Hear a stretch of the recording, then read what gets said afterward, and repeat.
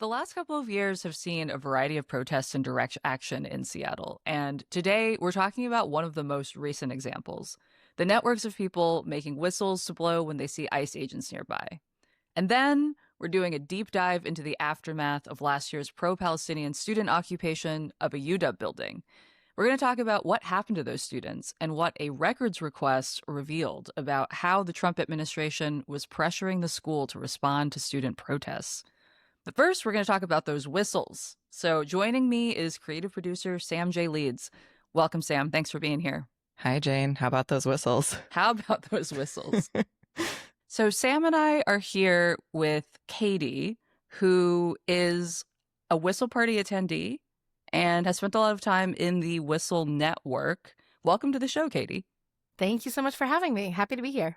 So tell us a little bit about your involvement with this Whistle group. Like, how did you get plugged into it, and kind of what has your participation been like? I first started reading about whistles in Los Angeles and Chicago, and that really piqued my interest. I think, like a lot of community members, I really wanted to get involved in helping to protect my neighbors, and I wasn't sure how. So it was actually, I was really excited when I was out one day. I was in a big minion out at a protest, and someone walked by handing out whistle packets. And I was like, oh, wait, I've been dying to get involved. And she gave me the name that she goes by so that I could connect with her on Signal. And then she helped me to get involved with actually the local whistle parties that were happening around in my area. And I think I am really drawn to the whistle parties because they're such a great low entry way to get involved in this movement. And it's something I can bring my kids to. I have several children who want to be involved. They know that we are a white family. We are white middle class. We have citizenship papers. We are not the most at risk by any means. And we are in an area where a lot of our neighbors and the kids that the children at schools, the other students that my kids go to school with and friends, they are at risk. And we want to be doing something. And the question is how, my youngest is in elementary school, my oldest is in high school. How do you find something where everyone can be involved and engaged and feel like they're getting to make a difference? So I have just found whistles to be incredible because they push me a little bit out of my comfort zone now. Now I'm going up to strangers to be like, hey, I just happened to stop into your store. Do you have a whistle yet? Oh, you haven't heard of it.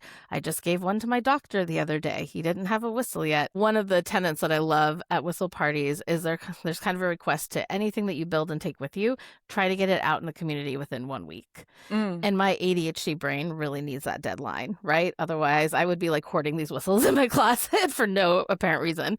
And so that's great because it really encourages me to like go up to strangers or to talk to the people in the elevator or to go meet my neighbor that I haven't met for 2 years because I want to get these whistles out.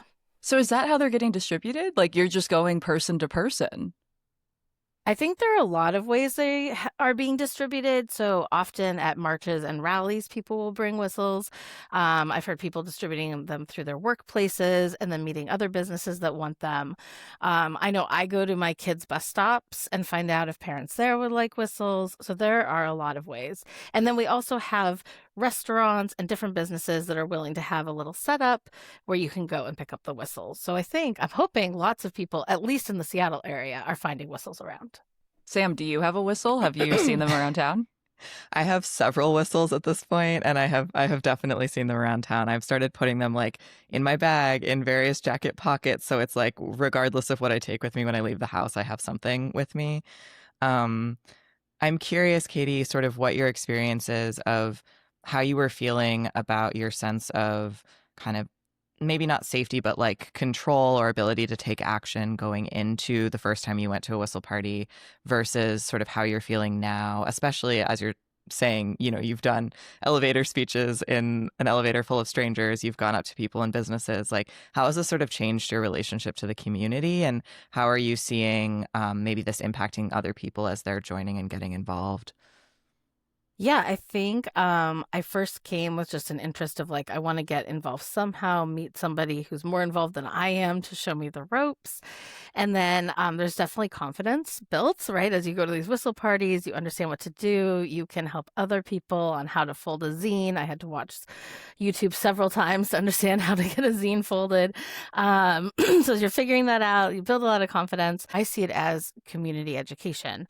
And so, oh, this is what ICE is. How will I know what ICE looks like? How can I stay safe? And I just feel like whistle packets are a great way to start people on these conversations. And a lot of people who I would expect to already have heard about it haven't yet. And so I really want to make sure that our neighbors are safe. And then I hope other people, as they get going in the whistle movement, and maybe they find some of the side things, like a lot of people who do whistles also work with WAND, which is the Washington Neighborhood Defense. And their goal is to visit every business in Washington state, and they pass out information to help businesses know their rights to protect their employees. And so a lot of things, as you keep going on the whistles, you get crossovers with different groups that are helping. And I just think each bit of that knowledge, like, you feel so much more connected that there are people out there who want to save our neighbors, right? Or keep themselves protected. Or I want to own, like, I am a white woman, I am middle class. And again, how do I help my neighbors around me stay safe within a fascist government that isn't following the laws, where they're throwing out due process? What do we individually do? So, yeah. I know that recently the Washington Immigrant and Solidarity Network posted saying that they don't recommend using whistles in rapid response. And they said it can heighten fear and stress in the community, or escalate tension and volatility, or draw unwanted attention to these already at-risk families. I mean, it sounds like you've been talking to people in the community. I'm curious what you're seeing, what other whistle group folks are talking about in response to that statement from Waizen. Sure. First of all, I just want to say, Wisen is amazing. I would highly recommend any of their trainings. They're incredible. They are also very much on the ground supporting families whose members have been ripped apart. And again, without due process, without access to lawyers, innocent people are getting shipped all over the country and not able to access friends or lawyers. So I want to just praise everything that Wisen is doing. They're also a volunteer organization taking on this huge, massive thing that's happening in Washington. And so I think of everything. I appreciate what Wisen is doing. I think their statement probably startled some people in the whistle community. And I really just view that we are going to have lots of tactics to fighting fascism, right? And different tactics are going to be useful at different times. So I completely respect Wisen's request, which is, if they're there trying to find out the name of someone as they're being kidnapped so that they can let their family members know, it might be really hard for them to hear that person's answer when their whistle's being blown. We also know from hearing in Los Angeles and Chicago and Minnesota that there are times when those whistles are saving lives, because by blowing those whistles, people can know to get safe in their houses and lock their doors. Or sometimes if you get enough people coming out of a house and coming to confront the ICE people, then, there's psychology around that group. How acceptable is it to take somebody off the street? And when you get enough people out there, perhaps identified because whistles are blowing, sometimes people don't get kidnapped. And so I think they are all really important parts of different strategies that we use. And I'm grateful that everyone is kind of defining their role within this fight. So, yeah, I've always wondered what the nuance is for when they're useful, when they're less helpful. And yeah, I appreciate you spelling that out a little bit. I was thinking about this in terms of, like, I mean, I know it's definitely not a one-to-one comparison, but when we had first gone into COVID lockdown, we were figuring out what to do in real time to respond to the threat of COVID-19, how to keep people safe with the resources that we had at the time. And there was evolving conversation about what that meant and what that looked like as, time moved on. So I feel like this might be a similar situation in that, the situation has been changing very quickly on the ground, and depending on where you are and what's happening, different responses seem merited. I think that's a really great example. And also, yeah, I think about the civil rights movement. Like a lot of times we are reading about it in textbooks, or if we're lucky enough to get to speak with people, but we're hearing about things that were successful. Those weren't the only things that were tried, right? Lots and lots of different things were tried. And then over time, you find out which ones worked in which places. So, yeah, I think that's a really great example. So, Katie, for people who want to get involved or who are interested in learning more, what are the places that are available to them in Seattle as sort of an entry point? Yeah, and I hope lots of people will want to get involved. And especially, I know outside of King County is a place that we are really looking to help people get involved. So I think where I'm going to start people is advise you to look on Mobilize Us or the Indivisible website, because that's going to help you plug into really local groups in your area. And as you go and meet people, you're going to find out, oh, who's doing the whistle work, and then they're going to plug you right in. And that's kind of the safest way. Like right now, we're all trying to help people that we know get involved. And then as people show up at whistle parties and we get to chat with them, then we're like, oh, here, let's get you connected here. So I think that's how I would start. But I would also say if whistles aren't for you, which is completely okay, right? We all have a part to play in this role. I would say the Washington Neighborhood Defense is a great spot. Going on the Wyson website and asking about any of their trainings can be a great entry point. And lastly, one thing about the whistle philosophy that I find so important is when you go on to donate to whistles, for example, they will ask you to do half of your donation to a mutual aid group. And I think that's really important because although it can feel like really exciting and empowering to be making these whistle packets, we don't know if making this whistle packet is actually going to go help someone. We hope so, right? We really do. But it could also sit in someone's coat pocket for years and years and not get to help anyone because they didn't have access to it. So having said that, if half of the money you're donating or half of your time can also go to mutual aid, and that's where we know in my area of South Seattle, we know that there are groups for women who have newborns and their husbands were kidnapped by ICE, right? And they need help with paying for the rent. They need help with food. We have other families who just are trying to get their kids to school and trying to do it in a safe way or get their kids home. Food banks are always a place that we can donate to, and they help everyone. So I just really appreciate this philosophy around whistles, which is like we're not just making the whistles and trying to get them out. We're also thinking about what is care we can give right now that will help someone right now. Seems like a way to really plug into the larger community and look around and see who else is interested in helping. Well, Katie, thank you so much for joining us today.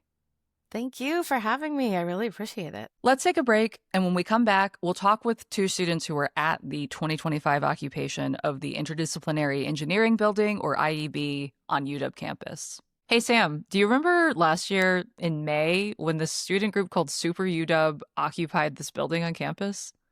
Yeah, it was a group of UW students that were doing a sit-in to blockade the Interdisciplinary Engineering Building, which I always knew as the IEB when Right. I was a student on campus. I remember that a bunch of students and other people on campus got arrested, and I think like 23 of them were students.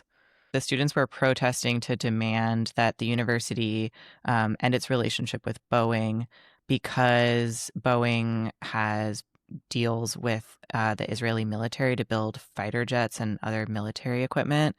And then I think the connection to the IEB building was that Boeing has also contributed $10 million to that building. And so they were basically saying that the building should be used for students and not for what they're calling a war profiteer. Yeah. And you and I were talking about what happened to those students. And I mean, Yeah. last I heard, like the 23 students were suspended, but we hadn't really heard anything since then. Yeah, after that conversation, I started looking into it more. And it turns out that all 23 of those students who were arrested were suspended from school for 8 months, which meant that they couldn't go to classes, they couldn't keep on-campus housing or jobs, and they couldn't attend graduation when their friends finished school. They were basically completely barred from campus. Yeah, I remember the occupation being a pretty big deal at the time. Like, I know that there were police that came in like riot gear. And I remember also the next morning seeing a letter from Anna Mari Kause, who was then the president of the university, condemning the occupation. And we actually went and pulled a note that she had sent to campus the next day saying that it was, quote, no peaceful protest. And UW has also said that the students caused an estimated $1 million in vandalism. Yeah, so with all of that, and the fact that there was this kind of silence after that initial big uptick in media coverage, we kind of wanted to know what happened to the students, what they were thinking about their actions now, and how UW was sort of handling all of the disciplinary actions. So we reached out to the students to find out what happened. And it turned out right around the time that we reached out to them, their suspensions had just been lifted. So this was mid-January. And so far, the King County Prosecutor's Office hasn't filed criminal charges against the students. But from what they told us, they're still fearful that they potentially could be charged, depending on the charges that they bring. I think the statute of limitations is 2 or 3 years. But yeah, they are just now basically returning to class on campus. Well, I mean, I think no matter what you think of the protests themselves, it clearly had really major consequences for students involved and also has implications for how universities handle student protest and free speech in the future. So we wanted to actually talk with a couple of these students to get their experiences. So we have here with us Noah Waite and Kamaya Mahajan, 2 UW students who were present at that IEB occupation in May. Thank you, all of you, for being here today. So, Kamaya, I know you ended up getting arrested that night. Noah, I believe you were not. What happened and what were you doing in the moment when you actually were arrested, Kamaya? So the 33 of us that were arrested were people that were inside the building when the cops entered. But how long had you all been there when they actually showed up?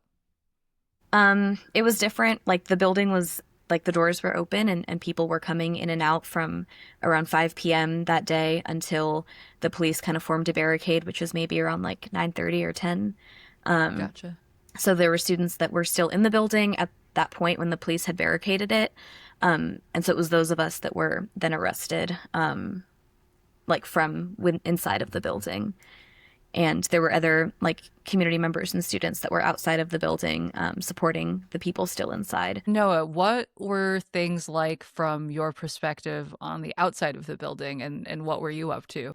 On the outside, there were a couple of speeches that happened. People just talking about the connection between Boeing and UW, talking about why students felt so strongly about trying to create a campus that is not allowing its education to be sold out to these corporations like Boeing, especially when they're making their money off of selling weapons of war. They called in 3 different police forces. It was Washington State Patrol, Seattle Police, and UW PD. And so around, I'm not sure, 50, 60 or so police all in riot gear. And so, their first thing was pushing all of the people that were kind of on the outside in support of the occupation that was ongoing, pushing them out of the way and into the street. And then so after that, kind of, the concern of a lot of us outside was, what are the police doing to the people who are inside now?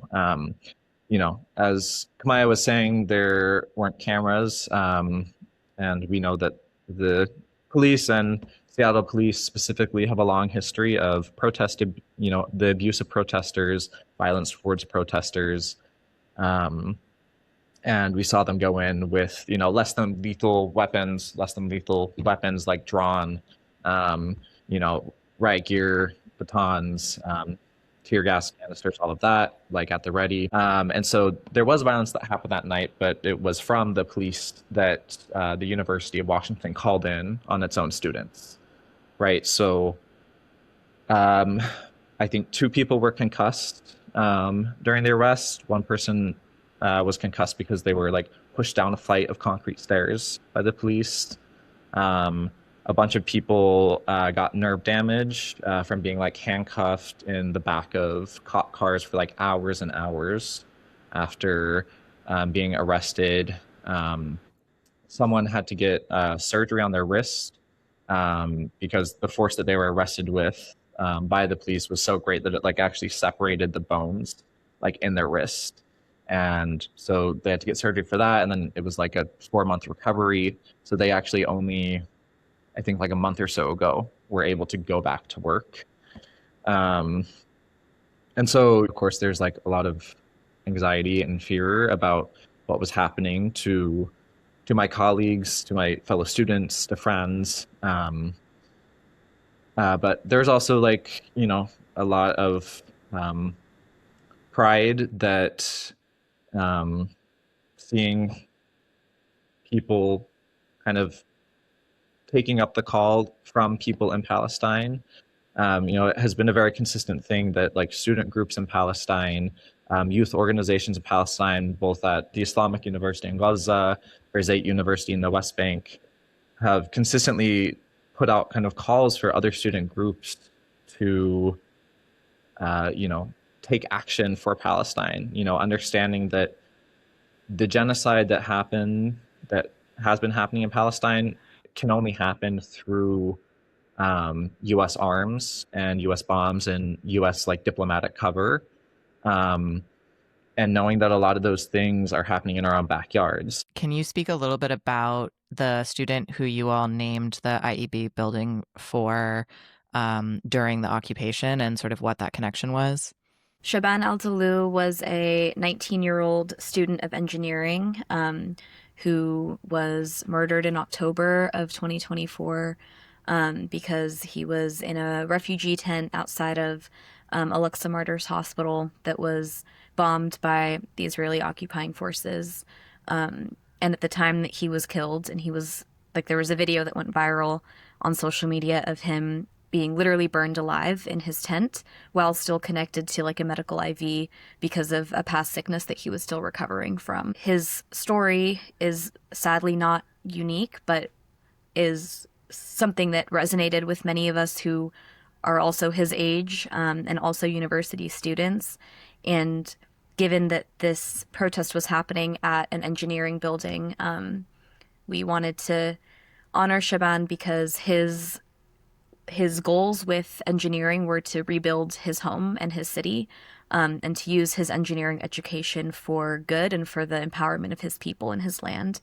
And that is what engineering can and should be used for, but it is in stark opposition to what we see UW choosing to prioritize in the engineering curriculum and the engineering department by openly inviting and welcoming Boeing executives to teach classes and create curriculum, have almost a total monopoly over the internships that engineering undergraduates are able to apply for. Do you all feel that the official account of what happened represented your experience of it? The former president of UW characterized the protest as being violent and not peaceful.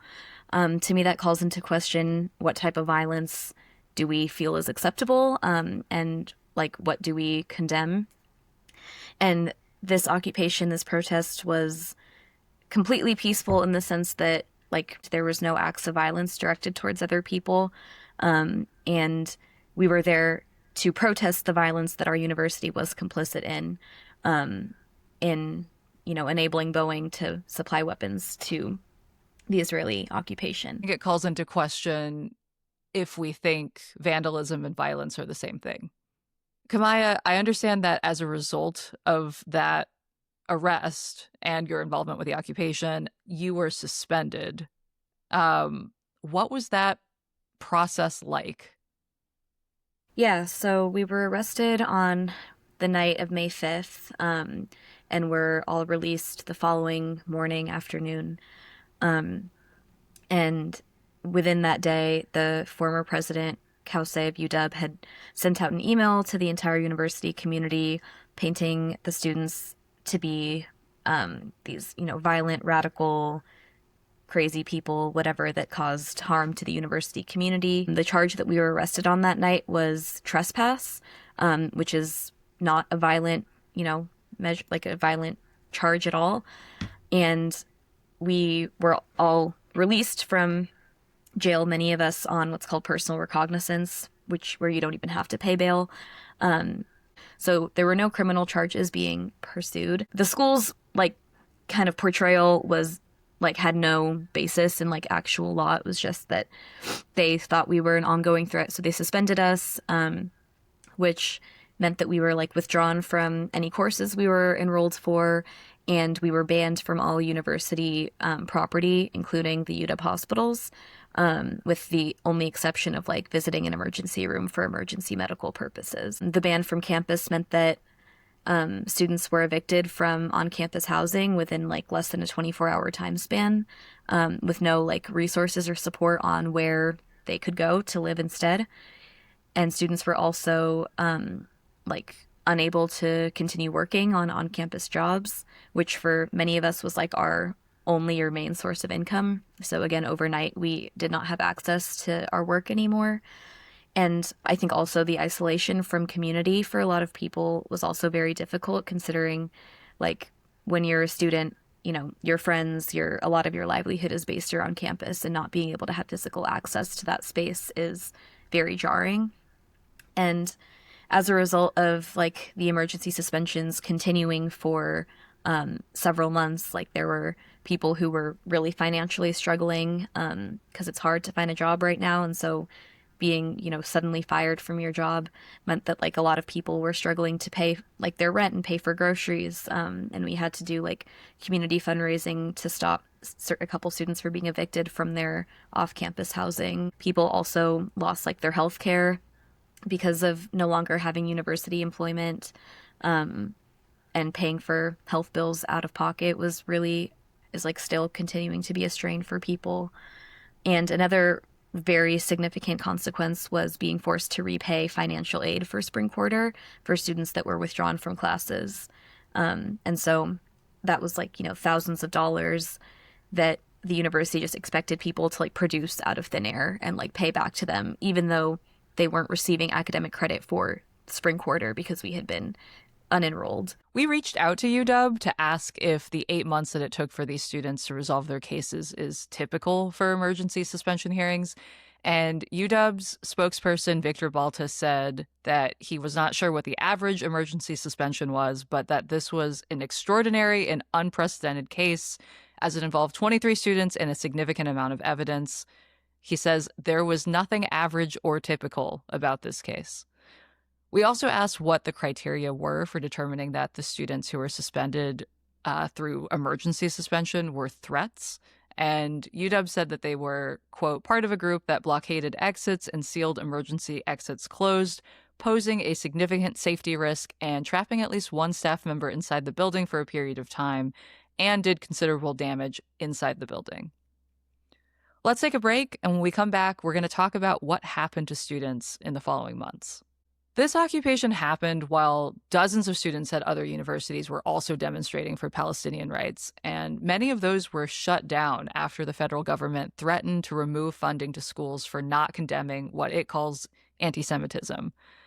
After the IEB occupation, students submitted a FOIA request for documents related to UW's decision to suspend protesters, and in those documents there was this letter written to UW officials from the General Services Administration, which is a federal agency that manages federal grants and funding for universities. I'm going to read you guys a little bit of that letter. So it said that, quote, "These protests are representative of the concerning trend and chronic issues of anti-Semitic behavior over the last several years on your campus, which clearly have provided a fertile ground for radical, hateful, and dangerous harassment of students and faculty. These sorts of actions don't manifest from thin air. They happen, fester, and persist because they are tolerated and not met with force and resolve." And it went on to say, While we are encouraged that this event appears to be handled for the time being, we expect you to carry through with disciplinary proceedings of those involved, as we will be closely monitoring your continuing actions. As part of this monitoring, we will be reviewing all contracts and active grants between the University of Washington, its affiliates, and the federal government for potential compliance concerns, false claims, or other infractions. And it also said that it has the right to terminate any of those contracts, as well as, quote, any relevant administrative action it deems necessary in response to any wrongdoing identified during the pendency of the investigations. So, in layman's terms, they're essentially saying if you don't crack down on these students in a way that we deem adequate, we will pull funding to the university. UW issued our emergency suspensions the day after they had received that letter from the federal government threatening their funding. So it was a very direct correlation that scared them into this persecution of students. And I think that, like, part of why it is, like, scary, and it's always been scary, but even more scary to stand up for Palestine right now, is because there is a crackdown happening, and, like, the repression that Super as an organization faced, like, we have been banned from ever being able to register as an organization through the university. There were, like, federal agents that were visiting people's homes to inquire about Super and their activities in the weeks after the occupation. There were 3 different police forces that brutally arrested and attacked these protesters. And the university administration, in public records request emails, is, like, thanking these police forces for their efficient and quick response, while knowing that, like, there are documented, like, hospitalizations and injuries as a result of those arrests.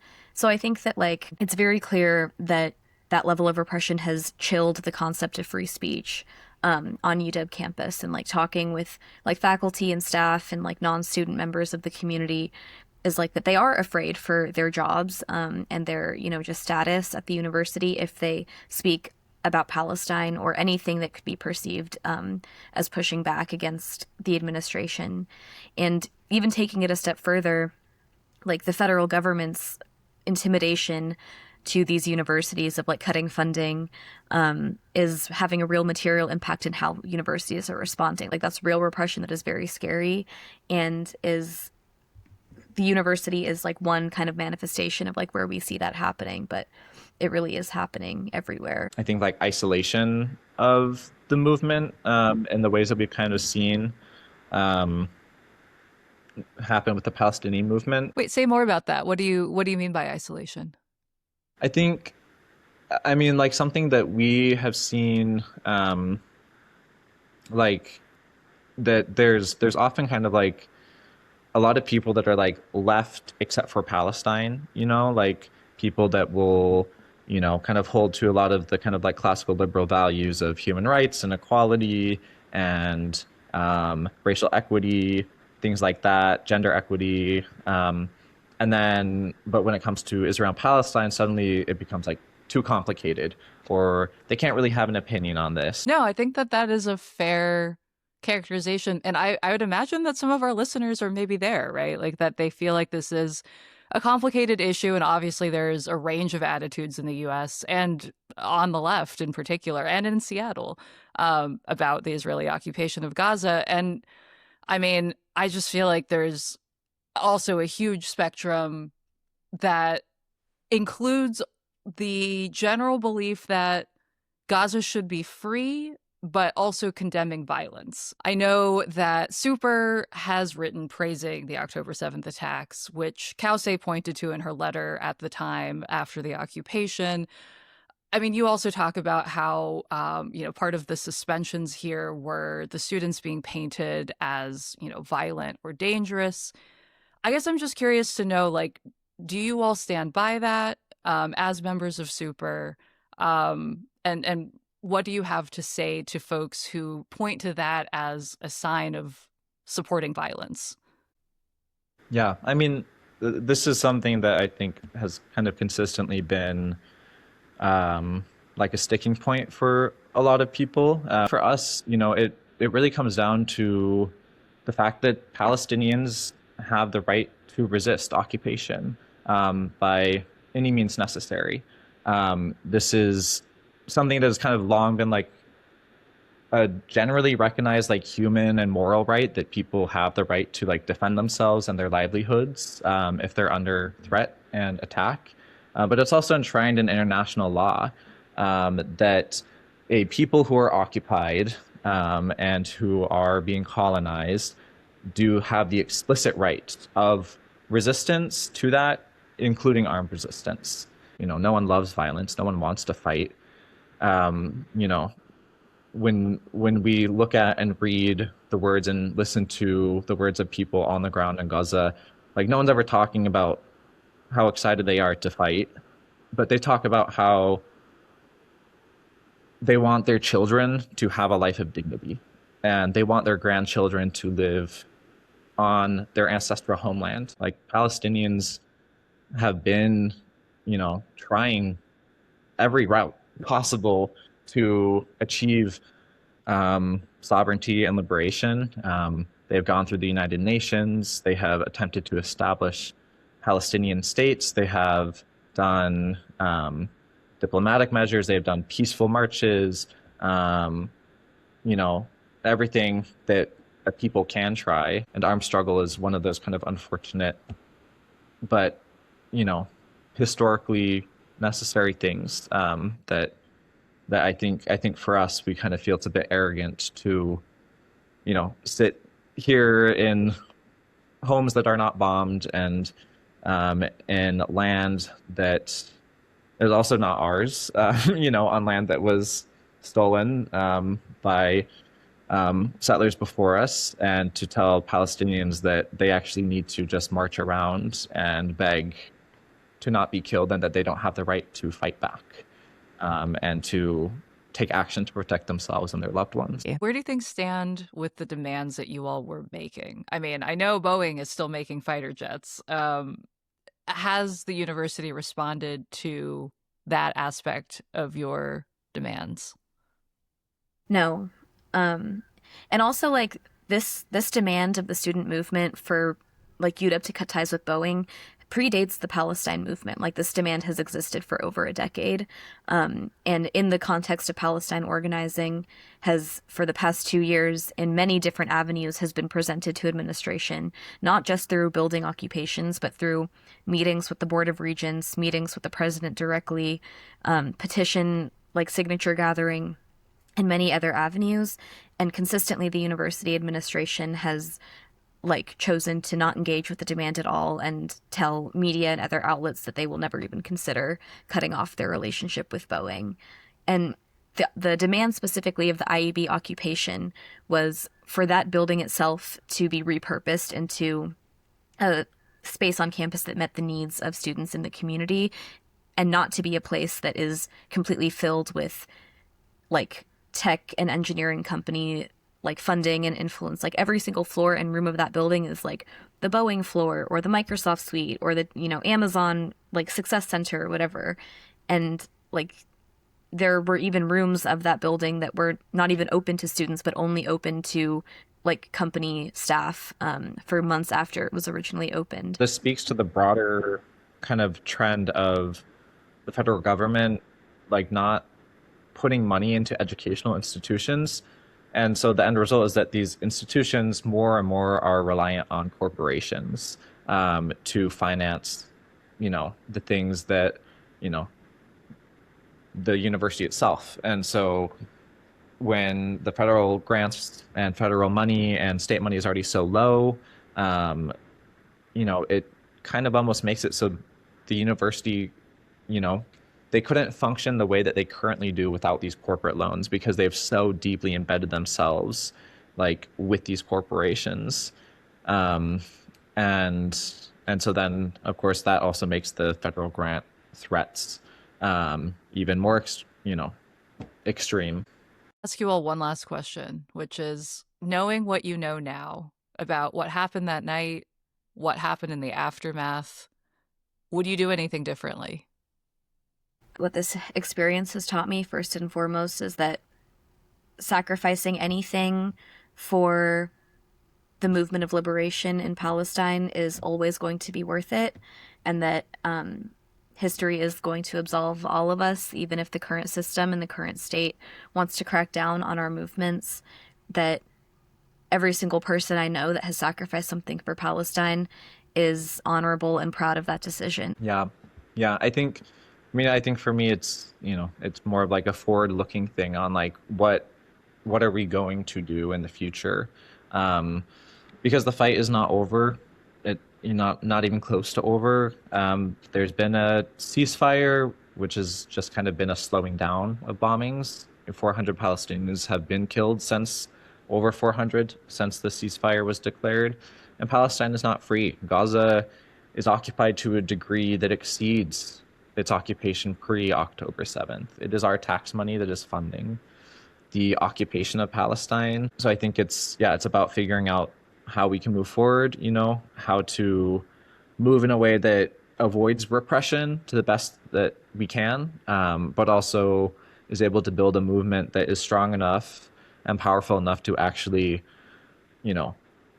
shift the balance on the ground to continue to support the Palestinian people in their struggle. Our job here is to figure out how we can support that fight and that struggle, and how we can, besiege the imperialist machine that exists in our backyard that makes it possible.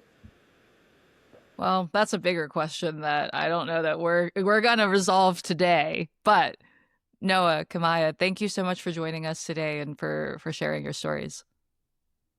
Yeah, thank you too. Yeah, thank you for having us. That's all for today here at CityCast Seattle. Thanks so much for joining us, listeners. I'm your host, Jane C. Hu. And remember, we always want to hear from you. Send us your news tips, your questions, and what else you'd like to see us cover by sending an email to seattle@citycast.fm. You can also text us or leave us a voicemail on the CityCast hotline at 206-880-3931. You can also find us on Instagram, TikTok, and Blue Sky at CityCast Seattle, and you can watch full episodes of the show on YouTube. If you're enjoying the podcast, follow us on Apple, Spotify, or wherever you listen so you never miss an episode. Leave us a little review, too. It's really helpful. 5 stars, please. And tell your friends about us. You can also get more local news and events delivered right to your inbox by subscribing to our newsletter. Just go to seattle.citycast.fm. Until next time, see ya, Seattle.